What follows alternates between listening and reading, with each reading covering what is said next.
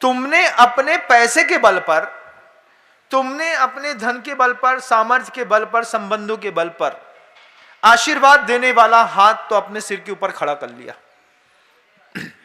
बोले तुमने ऐसे ऐसे गुरुओं से, साधु से तुम्हारे संबंध हो गए कि तुम किसी भी साधु के पास जाकर के अपने दुख का रोना रोना, महाराज हमें ऐसा हो गया, वो तुमको आशीर्वाद दे देंगे। महाराज आशीर्वाद दीजिए। आशीर्वाद देने वाला हाथ तो तुम्हारे जीवन में है, लेकिन दुआएं देने वाला हाथ तुम्हारे जीवन में है कि नहीं, आचार्य से पूछना चाहते हैं। गुरुदेव पूछ रहे हैं इस बात को कि मैं आपको आशीर्वाद तो दे दूंगा और आशीर्वाद मेरा काम भी करेगा, लेकिन मैं आपसे पूछना चाहता हूं कि किसी दुआ देने वाले हाथ को भी आपने अपने जीवन में रहते हुए तैयार किया कि नहीं। दुआएं देने वाले हाथ, बोले बड़े बड़े जो महात्मा पुरुष होते हैं ये दुआएं नहीं देते, ये आशीर्वाद देते हैं। आशीर्वाद है, सब ठीक हो जाएगा। मांगते भी आप आशीर्वाद हैं, आप तो कभी नहीं कहते महाराज हमारे लिए दुआ करना, नहीं करते हम दुआ किसी के लिए, हम आशीर्वाद देते हैं। तुमको कोई तकलीफ हो गई, ठीक है, अच्छा हो जाएगा, हम प्रार्थना करेंगे, भगवान के सामने हम शांति धारा करा देंगे, तुम्हारी कलश की स्थापना करा देंगे। बंदर जी के अजितनाथ भगवान का विषय बहुत प्रसिद्ध है, आप अजितनाथ भगवान के दरबार में 5 मई को आइएगा, हम स्थापना करा देंगे। हम ये तो करा सकते हैं, लेकिन दुआ कौन देगा?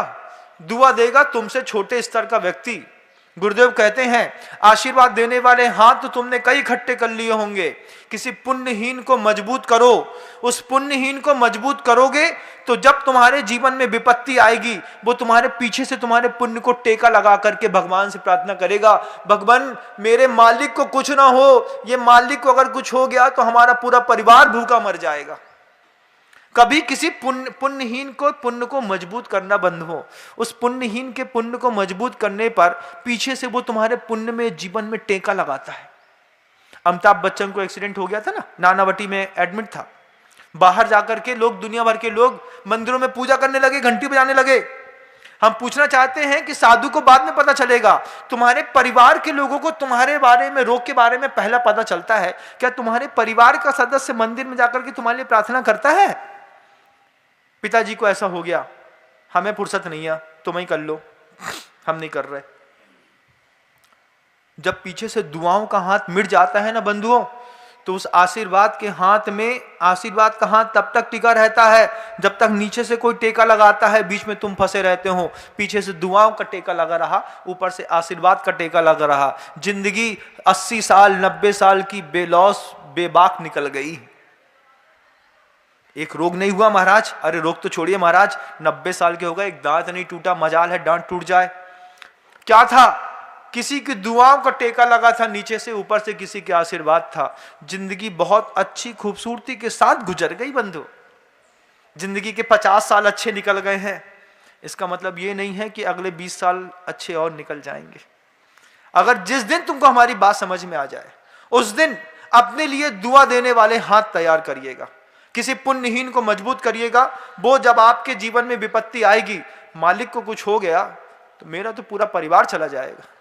हम अपना बच्चा छोड़ सकते हैं लेकिन अपना मालिक नहीं छोड़ सकते। ऐसा कोई कमजोर परिवार अपने जीवन में तैयार करिएगा बंधुओं, तब जाकर के ये प्रारब्ध के और असाध्य कर्म की दोष से मुक्ति मिलती है। दैवी संपदाओं का प्रताप भी तभी मिलता है। गुरुदेव कहते हैं आपका जीवन ऐसा तो नहीं है कि आप कभी जब मृत्यु सैया पर पड़े होंगे तो आपके परिवार के लोग अंदर जाकर के पूड़ी और अचार और नमक और अच्छी रोटी खा रहे हैं। बोले दादी का अंतिम समय चल रहा है, बोले भैया पहले रोटी खा लो, दुआएं और दवाएं तो बात की बात है, उन्हें तो जाना ही है, अपन खा लो। ऐसा तो व्यवहार में होता है बंधुओं। डेड बॉडी बाहर पड़ी रहती है, अंदर भोजन चलता रहता है। ऐसा तो मैंने भी देख लिया कई जगह। लेकिन अपने जीवन की अगर भावुकता है, अगर आपके पास सामर्थ्य है, अगर आपके पास पैसा है, अगर आपके पास अच्छा स्वास्थ्य है, अच्छी भावनाएं हैं, तो अपने लिए दुआओं के हाथ जरूर मजबूत करिएगा। किसी गरीब को उठाइएगा। और दुआओं के हाथ ऐसा नहीं कि किसी गरीब को उठाने पर होते हैं, किसी गरीब तीर्थ क्षेत्र के संवर्धन करने पर भी दुआओं के हाथ देवताओं के माध्यम से उठा करते हैं। जब कोई तीर्थ क्षेत्र ऐसा हो जो वेंटिलेटर पर हो, जहां सड़क नहीं हो, लाइट नहीं हो, गाड़ी नहीं हो, आना जाना नहीं हो, कुछ नहीं हो, तब वहां पर भी दुआओं के हाथ उठते हैं। यहाँ के भगवान का जीर्णोद्धार हम करा देते हैं, यहाँ की वेदी हम बना देते हैं, यहाँ का शिखर हम बना देते हैं, यहाँ का हम ऐसा कर देते हैं। क्या हुआ? किसी ने बोला नहीं, किसी ने प्रेरणा नहीं दी महाराज, फिर भी चले गए, कुछ दान दे करके चले आए। अब कल तक तो दुआओं का हाथ कोई मनुष्य उठा रहा था, आज तुम्हारे लिए दुआओं का हाथ देवता लोग उठाएंगे। वो भवनत्री के देव भी इस बात का इंतजार करते हैं कि तू जल्दी से मंदिर बना ले, हम उस मंदिर में आके भगवान की पूजा करेंगे, अर्चन करेंगे, उपासना करेंगे, सब करेंगे। अब आप मंदिर में लेट करें, आप दान देने में लेट करें, दिए हुए दान को बोल दिया और दान देना भूल गए, अरे दे देंगे, कौन सी जल्दी है। हो सकता है आपके दिए हुए दान की उपेक्षा करने से या लेट करने से कोई देव आपके ऊपर रुष्ट हो जाए, आपके घर के अंदर विप्लव मचाना शुरू कर दे।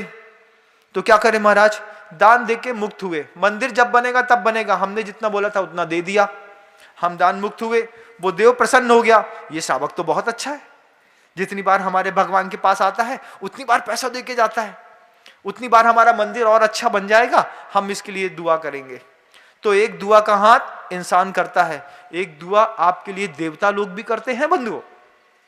इसको ऐसी वैसी बात मत मानना, हकीकत में ऐसा होता है कि एक सम्यक दृष्टि मनुष्य के जीवन में जब विप्लव आता है तो देवता उसकी रक्षा करने के लिए हर जगह उत्पन्न हो जाते हैं।